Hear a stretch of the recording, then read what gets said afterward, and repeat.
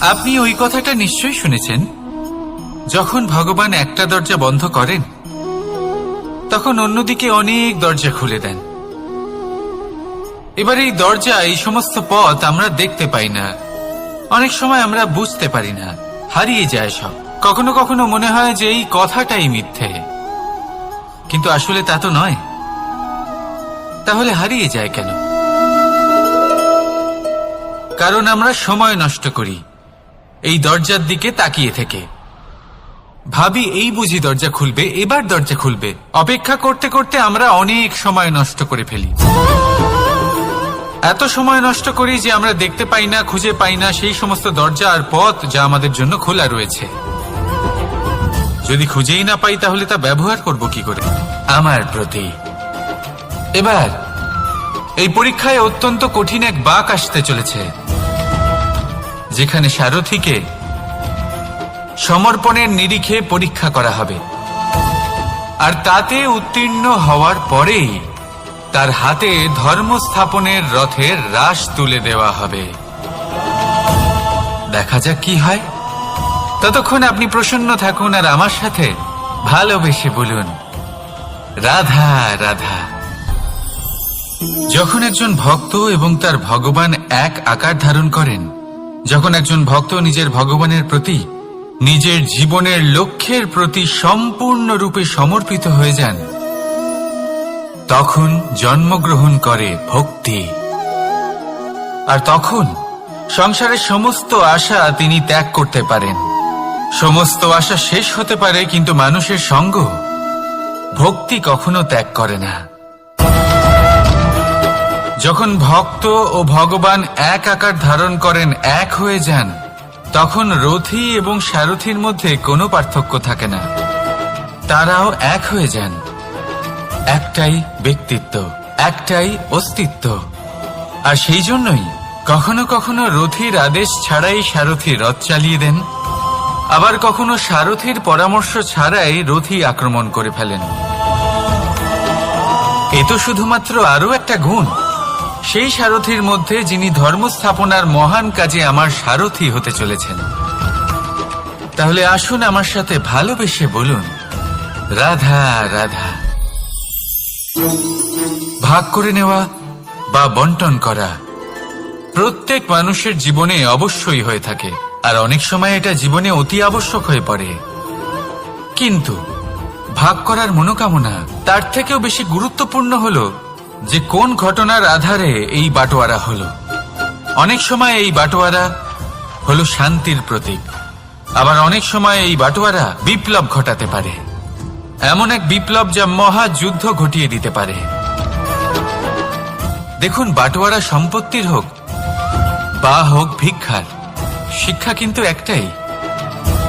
জীবনে অনেক সময় বাটোয়ারা দরকার হতে পারে, কিন্তু যতদূর সম্ভব তা এড়িয়ে চলুন, একসাথে মিলে এগিয়ে চলুন। কারণ দেখুন, এই যে বাটোয়ারা ভাগ করে দেয়, আর সেখানেই একতা আপনাকে অগ্রসর করে।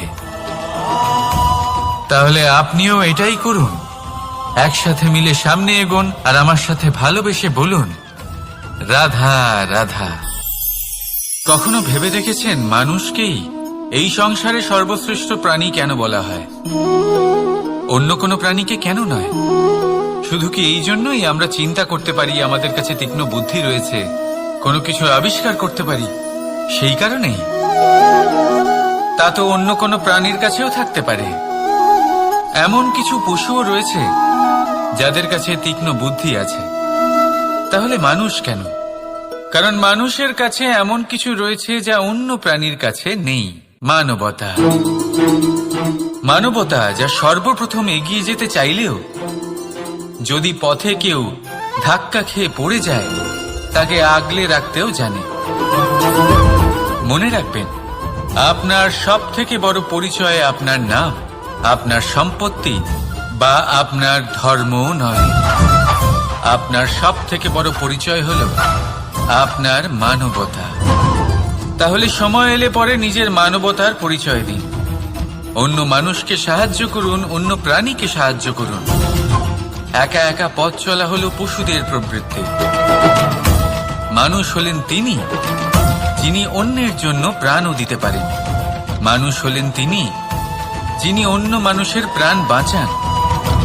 সেই মানবতাকে জাগিয়ে তুলুন আর এই জীবন বাঁচতে শুরু করুন। আর হ্যাঁ, আমার সাথে ভালোবেসে বলুন, রাধা রাধা। এই সংসারে মাতা পিতা তার সন্তানকে সব থেকে বড় উপহার কি দিতে পারেন? বৈভব, সুযোগ সুবিধা, বাড়ি, নাকি আশেপাশের পরিবেশ? এই সংসারে মাতা পিতা তার সন্তানকে সব থেকে বড় উপহার শিক্ষা দিতে পারেন, কিন্তু তার জন্য সময়ের প্রয়োজন হয়। এবার এই সময় অত্যন্ত অদ্ভুত। সময়ের ধারণা সবার রয়েছে। কখনো কখনো কিছু কঠিন সময় বরদানের মতো আমাদের সম্মুখে আসে। এরকম কোন সমস্যার কথা যদি আমি বলি, যেমন যুদ্ধ, মহামারী, মহা অসুখ, এরকম সময় আমাদের কাছে যথেষ্ট সময় থাকে। এই সময় আমরা চিন্তা করি, ভয়ভীত হই, কে জানে কত সম্পত্তির ক্ষয়ক্ষতি হবে। এবার এই সময় কিভাবে কাটিয়ে ওঠা যায়?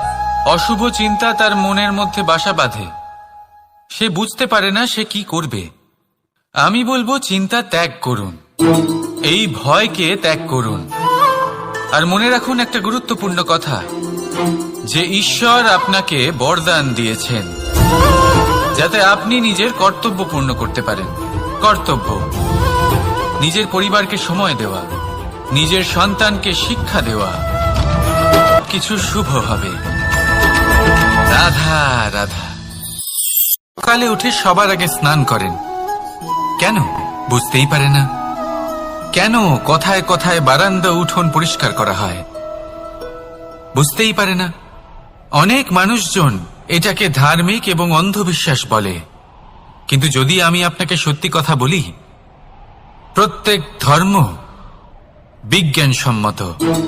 প্রত্যেক কাজের পেছনে বৈজ্ঞানিক সত্যতা লুকিয়ে রয়েছে, কিন্তু প্রত্যেক মানুষ সেই নিয়ে কতটা ভাবেন, কতটা বোঝেন আর কি পদক্ষেপ নেন তা হলো আলাদা এবং অত্যন্ত গুরুত্বপূর্ণ, কিন্তু তা হলো বিজ্ঞানসম্মত। আজও যখন আমি আগে বাড়ি যাই, মা সবার আগে আমার হাত পা ধুয়ে দেন, তারপর সবকিছু। তাই আপনি পরিচ্ছন্ন থাকুন, তাহলে আপনি সুস্থ থাকবেন। তখনই আপনার মনে ভক্তিভাব আসবে, তখনই এই সমগ্র সংসারকে সামলানোর শক্তি অর্জন করতে পারবেন। তাহলে পরিচ্ছন্ন থাকুন, সব ভালো থাকবে।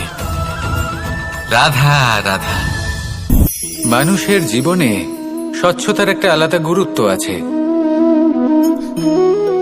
যদি আপনি নিজেকে স্বচ্ছ রাখেন, তাহলে আপনার নিজেরও ভালো লাগবে, সামনের ব্যক্তিরও ভালো লাগবে, একটা অন্যরকম প্রভাব পড়বে। কিন্তু একজন শ্রেষ্ঠ ব্যক্তি কিভাবে হয়ে ওঠা সম্ভব? যার মধ্যে গুণ আছে, শিক্ষা আছে, শুভ চেতনা আছে, যিনি সৎকর্ম করেন। কিভাবে হব সেই ব্যক্তি যার মধ্যে জ্ঞান আছে? শুধুমাত্র স্বচ্ছ থাকলে তো তা হওয়া সম্ভব নয়। প্রথমে আপনাকে বুঝতে হবে যে মানুষের মধ্যে 4টি মূল তত্ত্ব আছে। প্রথম হলো তার শরীর, যার দ্বারা উনি যে কোনো কর্ম করে থাকেন। দ্বিতীয় তত্ত্ব হলো তার মন, যার দ্বারা কোনো কর্ম করার জন্য সে নিজেকে প্রেরণা দিতে থাকে। তৃতীয় তত্ত্ব হলো বুদ্ধি, যে কর্ম আমরা করতে চাই, যে লক্ষ্যে আমরা পৌঁছতে চাই, সেটা আমরা কিভাবে কোন পথে করব সেটা স্থির করা যায় বুদ্ধি দিয়ে। আর চতুর্থ তত্ত্ব হলো আত্মা। আত্মা হলো এমন এক তত্ত্ব যার কোনো সমাপ্তি নেই। আত্মা হলো অজয়, কিন্তু এরও শুদ্ধিকরণের প্রয়োজন হয়। এই 4টি তত্ত্বের শুদ্ধিকরণ করতে থাকুন, এদের নির্মল রাখুন, শুদ্ধ রাখুন। এবং এটা কিভাবে হবে? শুভ চেতনা দ্বারা, জ্ঞানের দ্বারা, এবং সব থেকে বেশি গুরুত্বপূর্ণ প্রেমের দ্বারা। আসুন আমার সাথে ভালোবেসে বলুন, রাধা রাধা।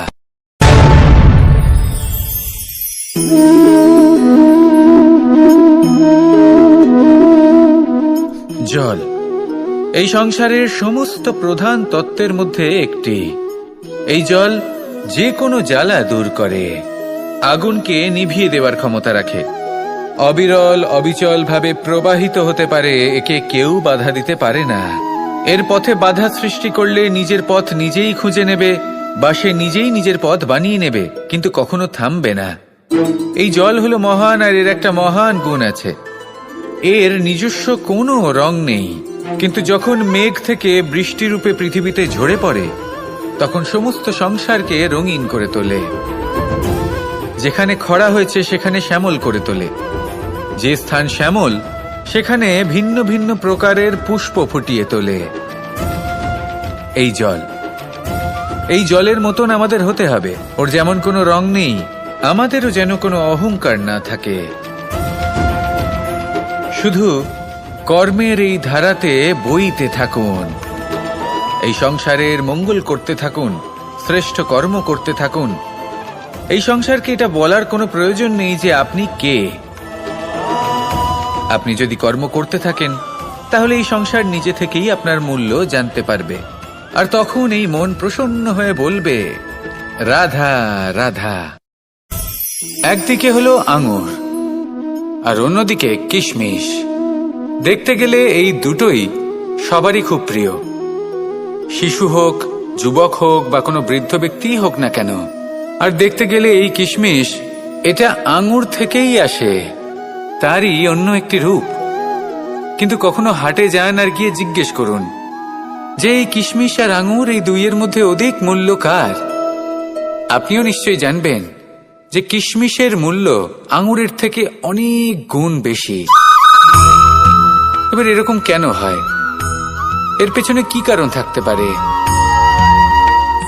একদিকে হলো সেই আঙুর যা টাটকা অবস্থায় গাছ থেকে পেড়ে খাওয়া যায়, আর অন্যদিকে হলো কিশমিশ যাকে মাসের পর মাস রোদে ফেলে রাখা হয়। একদিকে আঙুর যা কিনা অত্যন্ত রসালো, আর কিশমিশে কোনো রসই নেই। একটি হলো অত্যন্ত কোমল এবং সুন্দর, অন্যটি অমসৃণ এবং তাতে বিন্দুমাত্র সৌন্দর্য নেই, তাও তার মূল্য বেশি। এইসব কেন হয়? এই কারণেই হয় কারণ সেই আঙুর অনেক মাস পর্যন্ত রোদ সহ্য করে থাকে, কষ্ট সহ্য করে থাকে, তবেই সেই আঙুর কিশমিশে পরিণত হয়। এবার জীবনের কড়া রোদ যাকে সহ্য করতে হয়, তার সাথেও এটাই হয়ে থাকে, তারও মূল্য আপনা থেকেই বৃদ্ধি পায়। আপনার জীবনে আপনার গুণ, আপনার প্রতিভা, তা অত্যন্ত গুরুত্বপূর্ণ। কিন্তু যখন আপনি অভিজ্ঞতা লাভ করেন, তখনই সেই অভিজ্ঞতা আপনার গুণ এবং প্রতিভাকে আরো অনেক বেশি শ্রেষ্ঠ করে তোলে। তাই জীবনের কঠোর রোদের মধ্যেও দাঁড়িয়ে থাকাটা শিখে নিন, সাহসের সাথে কঠিন পরিস্থিতির সম্মুখীন হওয়াটা শিখে নিন। ঠিক এইভাবেই অভিজ্ঞতা লাভ করতে হয়, আর এই অভিজ্ঞতা আপনার মূল্য বৃদ্ধি করতেই থাকবে, করতেই থাকবে। আর তখন এই মন প্রসন্ন হয়ে বলবে, রাধা রাধা। জীবনে আমরা সবাই, এই সংসারে প্রত্যেকেই শুধুমাত্র ওপরে উঠতে চায়, এমন কেউ নেই যে নিচে পড়তে চায়। কিন্তু আপনাকে যদি সত্যের সাথে পরিচয় করাই, তাহলে নিচে পড়া অত্যন্ত আবশ্যক। যখন আপনি নিচে পড়েন, তখন সর্বপ্রথম আপনার মনে পড়ে ওপরে যখন ছিলেন, সেই স্থান, সেই সময় এবং তার গুরুত্ব কি ছিল। তার থেকেও বড় শিক্ষা, আপনার যখন পতন ঘটে, তখন আপনি বুঝতে পারেন আপনার আপন কে আর আপনার পর কে। ভয় পাবেন না, এটা আপনাকে জীবনের খুব বড় এক শিক্ষা দিয়ে যায়। রাধা রাধা। ব্যক্তি কখন সফল হয়, কখন অসফল, কখন ক্ষতি হয়, কখন লাভ, কখন জয় হয়, কখন পরাজয়, এসব পাল্টাতে পারি না। পরিস্থিতিকে পাল্টানো অসম্ভব হয়ে ওঠে। এরকম সময় একটাই উপায় আছে, পরিস্থিতিকে নয়, মনস্থিতিকে বদলান, আর দেখবেন সবকিছু ভালো হবে। কারণ এই মনস্থিতি আপনার জীবনের সব থেকে বড় সম্বল, সব থেকে বড় সাথী। দেখুন, অপবাদ, অসফলতা প্রত্যেকের জীবনের একটা অংশ অবশ্যই, কিন্তু আপনাকে নিরন্তর চেষ্টা করে যেতে হবে, পুনরায় ঘুরে দাঁড়িয়ে এগিয়ে যেতে হবে, তবেই সফলতা আসবে। যদি এতই সহজ হতো সফল হওয়া, তাহলে সবাই সফল হতো, তাই তো? রাধা রাধা, বন্ধুত্ব, সংসারের সব থেকে বড় সম্পর্ক এই বন্ধুত্ব। জীবন, তাহলে গর্ব করে বলুন, এই সফল মানুষটি আমার বন্ধু। যদি আপনার বন্ধু কোনো কারণে পিছিয়ে পড়ে, কোনো বিপদে পড়ে যায়, তখনও গর্বের সাথে তার পাশে দাঁড়িয়ে বলুন যে এই মানুষটি আমার বন্ধু। বন্ধুর সাথে একজোট হয়ে দাঁড়িয়ে থাকুন, যে কোনো পরিস্থিতিতে, সেটা ভালোই হোক বা খারাপ। এটাই মানুষের সব থেকে বড় পরীক্ষা। আর যে এই পরীক্ষায় উত্তীর্ণ হবে, বুঝে নেবেন তার জীবনে কোনো বিপদ আসতেই পারবে না, তারও না, তার বন্ধুর জীবনেও না। তাহলে আসুন আর আমার সাথে ভালোবেসে বলুন, রাধা রাধা। আমরা সকলে পরিশ্রম করি, আর তার ফলও আমরা ভোগ করি। কিন্তু অনেক সময় এরকম হয় যে পরিশ্রম আমরা করি, কিন্তু বাহবা অন্য কেউ পেয়ে যায়। জিজ্ঞেস করবেন এরকম সময় কি করা উচিত? আপনাকে একটা কথা বলে রাখি, যে যদি আপনি এই নিয়ে চিন্তাই না করেন যে আপনার পরিশ্রমের বাহবা অন্য কেউ পেয়ে যাবে, তাহলে আপনি এই সংসারে মহান থেকে মহানতর কাজ করতে পারবেন। প্রত্যেকবার নিজের থেকে ওপরে যেতে পারবেন। আর এই সিঁড়ি, রাধা রাধা। দেখতে গেলে এই সংসার বড়ই সুন্দর। রাধা রাধা। এই পাথর দেখতে পাচ্ছেন আপনি? কত গোল, কতটা চকচকে। বাচ্চাদের অনেক সময় এটা নিয়ে খেলতে ভালো লাগে, আর কেনই বা লাগবে না? কতটা সুন্দর আর মসৃণ এটা। কিন্তু আপনি কি কখনো ভেবে দেখেছেন এই পাথর আগে কি ছিল? কোনো বিষয় আপনাকে জন্ম দিয়েছেন, কিন্তু আপনি নিজে নিজের ব্যক্তিত্বের রচয়িতা। আর আপনি তা রচনা করেন কঠিন পরিস্থিতির মুখোমুখি হয়ে, সংকটের ধারা পার করে। তাই আপনিও এই পাথরের মতো নিরন্তর চেষ্টা করতে থাকুন, নিজের অস্তিত্ব বজায় রাখুন, এই অস্তিত্বকে মহান করতে থাকুন। আর আমার সাথে ভালোবেসে বলুন, রাধা রাধা। বর্ষাকালে যখন ভয়ানক বৃষ্টি হয়, তীব্র গতিতে যখন হাওয়া চলে, তখন আপনি নিশ্চয়ই দেখেছেন যে পাখিরা, যাদের বাসা মাঝে মাঝে ভেঙে পড়ে, নষ্ট হয়ে যায়। কিন্তু আপনি কি কখনো সেই পাখিদের বিলাপ করতে দেখেছেন? কখনো নয়। যখনই সেই বৃষ্টি থেমে যায়, তারা আবার একটু একটু করে খড়কুটো জোগাড় করে তাদের বাসা বানিয়ে ফেলে। নিজের সংসার সেই রকমই বানিয়ে দেয় যেমন আগে ছিল। এমন কেন? কারণ এই ঝড়ের তাণ্ডবের সাথে সেই পাখিদের কোনো বোঝাপড়া করারই নেই। তারা শুধু সেটাই করতে থাকে যেটা তাদের হাতে আছে, আর সেটাই হলো, আর এটাই হলো সুখী জীবনের। ছোটবেলায় একটা জিনিস আমি কখনো বুঝে উঠতে পারিনি। আমি সবসময় আশ্চর্য হয়ে থাকতাম যে এটা কি করে সম্ভব হতে পারে। ব্যাপারটা ছিল এরকম, আমি আমাদের গোয়াল ঘরে দেখতাম ভিন্ন ভিন্ন রং রূপের গাভী। কারোর রং কালো, তো কারোর রং সাদা, কেউ খয়েরি, তো কারোর রং বাদামি। এবার আমি দেখতাম কারোর কারোর শিং বড়, তো কারোর এত ছোট যে দেখাই যায় না। কোনো গাভী আকারে ছোট ছিল, তো কেউ একটু বড়। কিন্তু যখন সেই সব গাভী দুধ দিত, তখন আমি দেখতাম সেই সব দুধ সমান। দেখো, রাধা রাধা।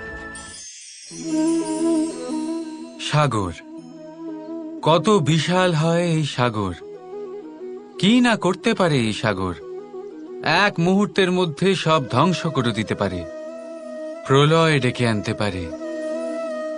সংসার, এখানে পার্থক্য হলো তাদের আচরণের মধ্যে। একজন মাটির মধ্যে মিষ্টি জল ধরে রাখে, তো আরেকজন নিজের নোনা জলের আঘাতে যে কাউকে মাটিতে মিশিয়ে দিতে পারে। আপনি কি হতে চাইবেন? সাগরের নোনা জল হয়ে কারোর আশা চূর্ণ বিচূর্ণ করে দিতে, নাকি মিষ্টি জলের ঘোড়া হয়ে কারোর তৃষ্ণা মেটাতে? সিদ্ধান্ত আপনার। রাধা রাধা। কতবার এমন হয়, আপনি কোনো কাজ করার জন্য কাউকে দায়িত্ব দেন, কিন্তু সেই ব্যক্তি সেই কাজ সম্পন্ন করতে পারে না। আপনি রেগে যান, তাকে তিরস্কার করেন, আর তারপরে সেই কাজ সম্পন্ন করতে আপনি নিজেকেই নিযুক্ত করেন, আর শেষ পর্যন্ত সেই কাজ সম্পন্ন হয়েই যায়। এবার এই বিষয়ে তাই মনে রাখবেন, এই সংসারে আপনার সব থেকে বড় ভরসা আর কেউ নেই। এই সংসারে আপনার সব থেকে বড় রক্ষাকর্তা আর কেউ নেই, বরং আপনি নিজেই। রাধা রাধা। আসুন আপনাকে একটা প্রশ্ন করছি, সোনা আর লোহার মধ্যে তফাৎ কি? এবার বেশিরভাগ লোকের উত্তর এটাই হবে যে সোনা বহুমূল্য, সোনার মূল্য লোহার থেকে অনেক বেশি। এটা ঠিক, কিন্তু আমাদের এটা ভোলা ঠিক হবে না যে সোনা আমাদের সাজগোজের কাজে লাগে, আমাদের আরো বেশি সুন্দর দেখায়। অন্যদিকে লোহা সেই সৈনিকদের ঢাল ও তলোয়ার হয়ে তাদের রক্ষা করে যারা আমাদের প্রাণকে রক্ষা করেন। এই সৈনিক না থাকলে আমাদের প্রাণও থাকবে না। এবারে বলুন, সোনার মূল্য বেশি হওয়াতে কি লোহার মূল্য কমে যায়? কখনোই নয়। ঠিক সেইভাবে এই জীবনে আপনি যতই চেষ্টা করুন, কিছু না কিছু এমন থেকে যাবে যা আপনি কখনোই পাবেন না, আর সেই কারণে নিজেকে অক্ষম মনে করা অনুচিত। হতে পারে আপনার কাছে সেই গুণ আছে যেটা সংসারে আর কারোর কাছে নেই। সেই গুণটাকে চিনুন, সেটাকে বাড়ান, আর সেটাকে ব্যবহার করুন। তাই মনে রাখবেন, সংসারে প্রত্যেকটা ব্যক্তি বিশেষ হয়, আর এই সংসারে সবাই সবকিছু পায় না। নিজেই দেখে নিন, সোনা কিছু মানিক দিয়ে কিনতে পারি একটা হিরে, কিন্তু এই জগতের সমস্ত ধন খরচ করেও একটা জিনিস আমরা কিনতে পারবো না, আর তা হলো একটা মুহূর্ত। কি হলো? সত্যি সামনে এসে গেল? সত্যি হলো এটাই যে জগতে সব থেকে বেশি মূল্যবান সময়, সেই সময় যেটা আমরা এমনি নষ্ট করে দিই, অকাজে, কখনো কোনো আশাতে, কখনো শোক করে, কৃতজ্ঞতার হাসি ফুটিয়ে। রাধা রাধা। সূর্য এই সংসারে সব থেকে বেশি তেজ, এই মুহূর্ত অবশ্যই চলে যাবে। রাধা রাধা।